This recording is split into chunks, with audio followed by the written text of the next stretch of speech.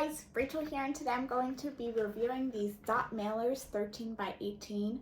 Oh, it's dot red.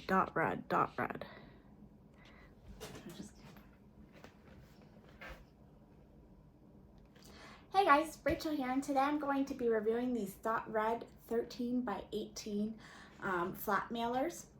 I got this because I had large posters that I needed to mail, and so I thought this was a good option, but these could mail like legal documents, things of that nature.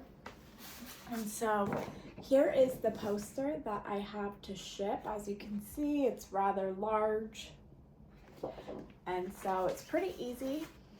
This is what the opening looks like, and so I would just go ahead and slide it into here. It's like kind of like a cardboard. It's not paper, it's sturdier than paper, but it's not as thick as cardboard.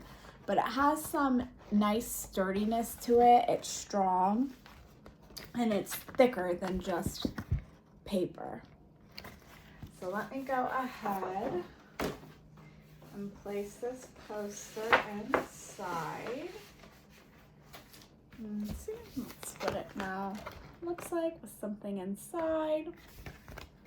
And so it's self-adhesive. I'm not actually going to ship this, but if I were, you just pull this off and you place it down. And what I like about this is this self-adhesive, it's permanent. It's nice and sturdy, and it's not easy to lift up, so you don't have to worry that it's accidentally going to open in the shipping process. Furthermore, another thing that I like about this is you can see these tabs here. When the recipient receives it, it makes it really easy to open. You just pull this strip instead of like trying to peel it up and you can't. You pull this strip and it's on both sides, and that'll open it up. So once again, here it is. It's nice and thick. Heavier, not quite as thick as cardboard, but not as thin as paper.